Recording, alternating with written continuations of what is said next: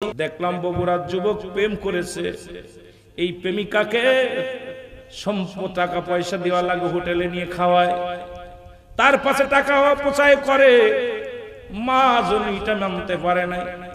গভীর রাত্রে জনম দুঃখিনী মাকে, এই জনম দুঃখিনী মা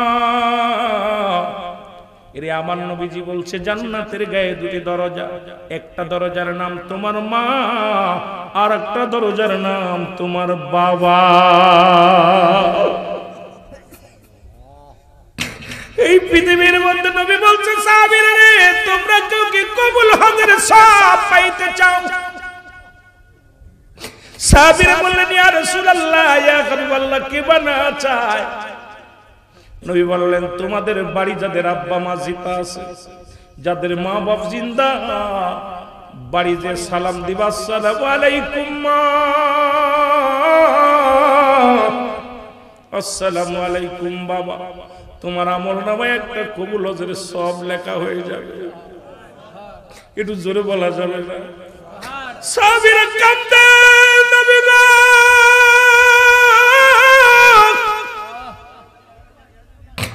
আমার নবী তাকে সাহাবীর চোখের পানি মুছে আর ভেতরে হয় রে। আমার নবী যে বলে সাহাবীরা রে তোরা কেন কান্দিস?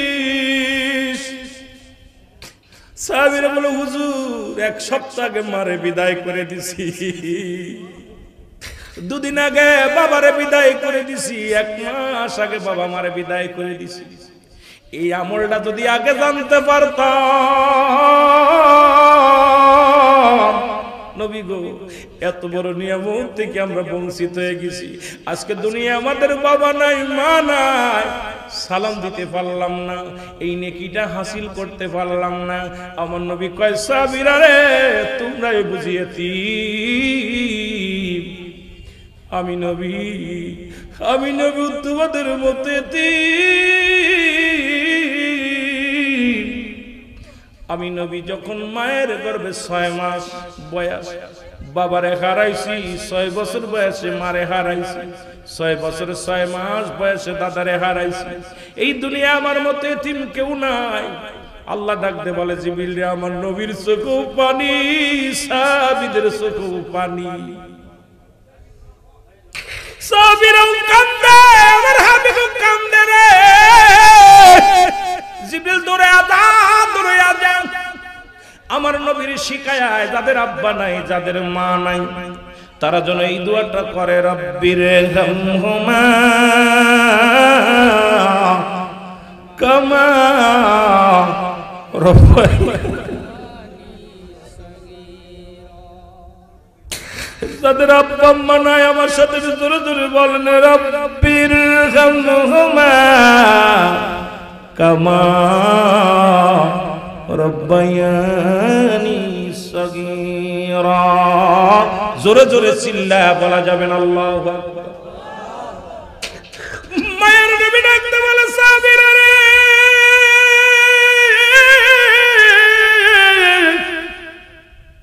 যাদের মা নাই যাদের বাবা নাই, আয় তোদের জন্য আমার মাওলা নিয়ামত পাঠিয়ে দিয়েছে। তোদের যাদের মা নাই, তোদের যাদের বাবা নাই, আল্লাহর দরবারে কানে আমার রবে, আমার প্রতিফলকে আমার আল্লাহ আমার পিতা মাতার সগীরা গুনাহ মাফ করে দাও, কবিরা গুনাহ মাফ করে দাও। আজকে কত ভাই জন বাবার বিদায় করে দিছে, এই হাতে বাবার লাশ শোয়া দিছে, এই হাতে করে অনেকের সন্তানের লাশ শোয়া দিছে। বাবার কাঁধে সন্তানের লাশ,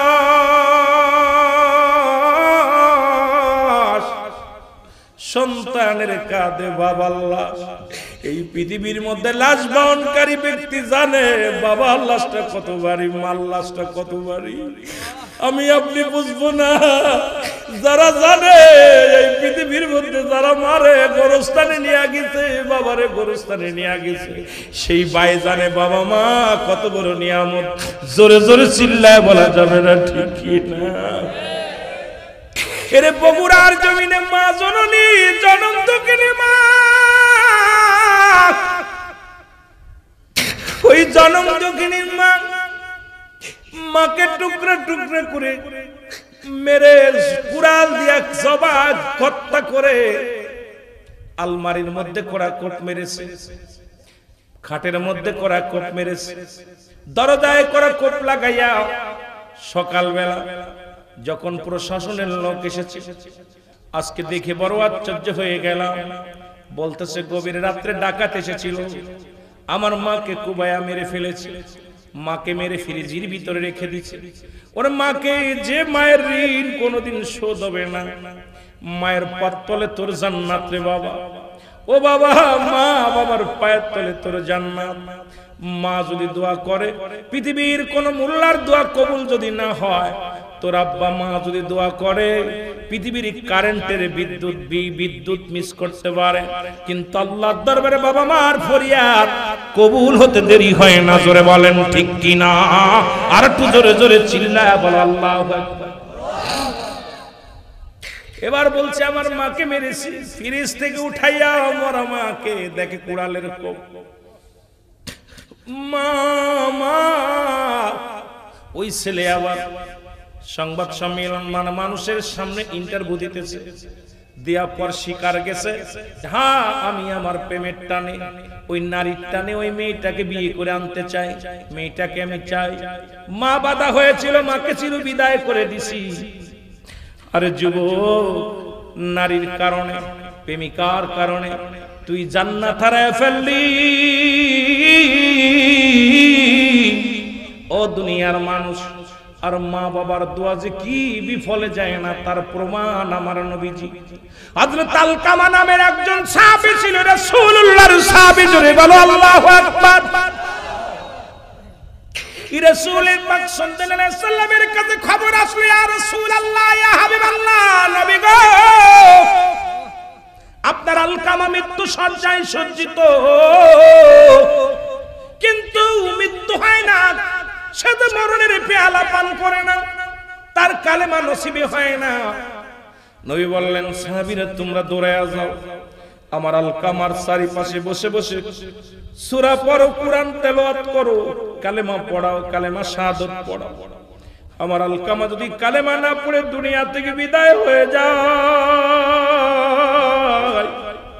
আমার আলকামা জাহান্নামে চলে যাবে, তাড়াতাড়ি যাও। সাহাবীরা দৌড়ে আসলেন, সাহাবীরা দৌড়ে আলকামার চারিপাশে ঘুরে ঘুরে সারাদিন কোরআন তেলাওয়াত করে, সূরা পড়ে, দোয়া দুরূদ পড়ে। আলকামার জবান দিয়ে কালেমা বাইর হয় না। রাসূলুল্লাহর কাছে খবর আসলো, ইয়া রাসূলুল্লাহ, ইয়া হাবিবাল্লাহ, আলকামার তো মৃত্যু হয় না, কালেমাও পড়ে না। আমার নবী দুটি হাত উঠায় দোয়া করে, মালিক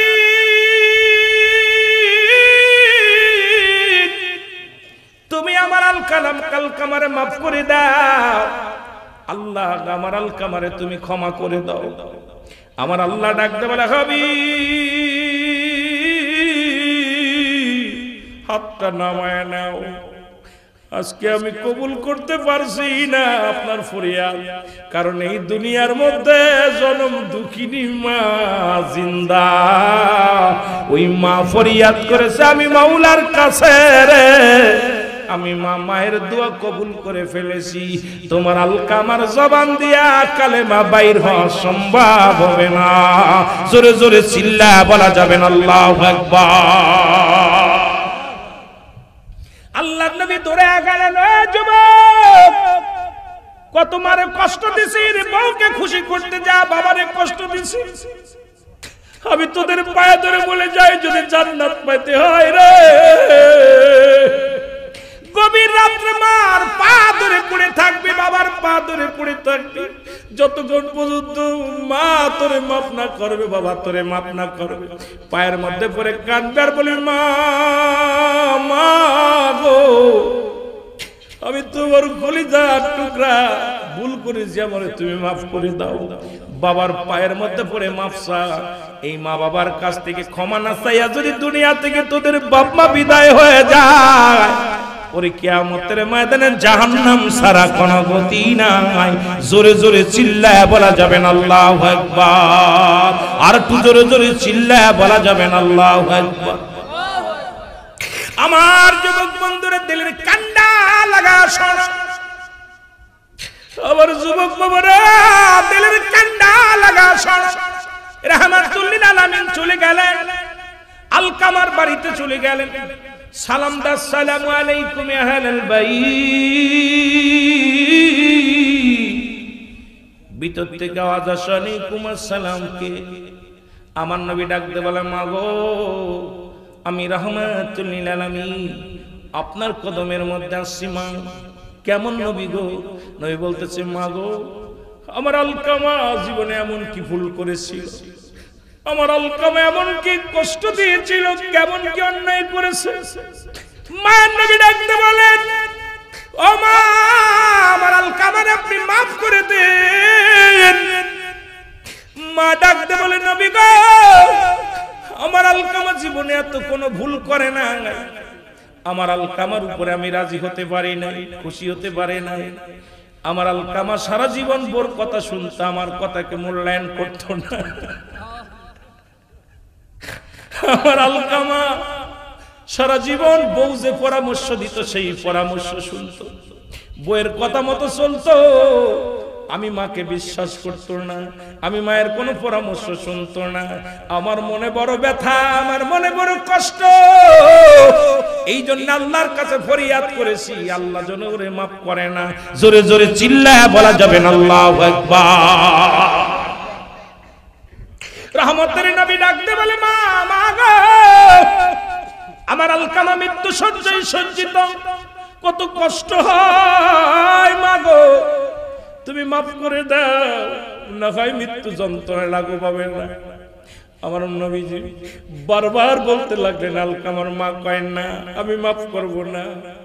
নবী বলে, সাহাবীরা রে, তোরা কে কোথায় আছিস? খড়ি নিয়ে আয়, আগুন নিয়ে আয়, আলকামারে দুনিয়া থেকে পুড়ায়া ভস্ম করে দেব। কারণ ইন্তেকালের পরে আলকামা যাবে জাহান্নামে রে। কারণ মায়ের বুকে কষ্ট, মায়ের মুখে কষ্ট। আমার আলকামা জাহান্নামে চলে যাবে। সাহাবীরা খড়ি আনলেন, খড়ি আনিয়া চিতা সাজানো হলো, খড়ির মধ্যে আগুন ধরানো হলো। নবীজি বললেন, আলকামার দেহখানা নিয়ে আসো। ওই দেহখানা নিয়ে আগুনের মধ্যে ছুঁড়ে মারো। যখন নবীজির সাহাবীরা ঘর থেকে আলকামার দেহখানা আনতে গেছে, আমার নবীর দিকে তাকাইয়া মাজুরিটা চিৎকার মেরে বলে, আল্লাহর নবী রে, আমি জনম দুঃখিনী মা, আমার চোখের সামনে আমার কলিজার টুকরো আগুনে নিক্ষেপ করো না, আমি সইতে পারবো না। আমি যত ভুল করেছি আমার কলিজার টুকরা সন্তান, আমি মা হইয়া আমি আমার সন্তানের মাফ করে দিলাম। সঙ্গে সঙ্গে আলকামা কালেমা পড়েছে, লা ইলাহা ইল্লাল্লাহু মুহাম্মাদুর রাসূলুল্লাহ সাল্লাল্লাহু আলাইহি ওয়াসাল্লাম। মহব্বতে চিল্লায় বলেন আল্লাহু আকবার। সুতরাং অনেক আলোচনা আমি 10টায় ছেড়ে দিব, টাইম চলে গেছে বেশি। আমার বাজান বক্তা নিয়ে আসেন, কারণ আরো বক্তা আছে আমার পরে 2 জন। সুতরাং আমিও দূরে চলে যাব। আমি আগেই বলছি আমার মাহফিল নাই, তবে আমি চলে যাব। এই জন্য আমার ভাই, আমার সব শেষে বক্তাই আমাদের হাফেজ মাওলানা ফখরুল ইসলাম সুরের বেলালি সাহেব, সুরের বেলালি যেহেতু অনেক সুর দিব, আলোচনা করব, উনি আসবো। আমি এর মাঝে একটা গজল গেয়ে অল্প একটু একটা গজল গাই, হঠাৎ করে আসার সময় লিখলাম, একটু মহব্বতে বলে। আমি যদি যাই গো মোরে বিদেশের মাটিতে, লাশটায় আমার পৌঁছাই দিও মায়েরই কোলেতে।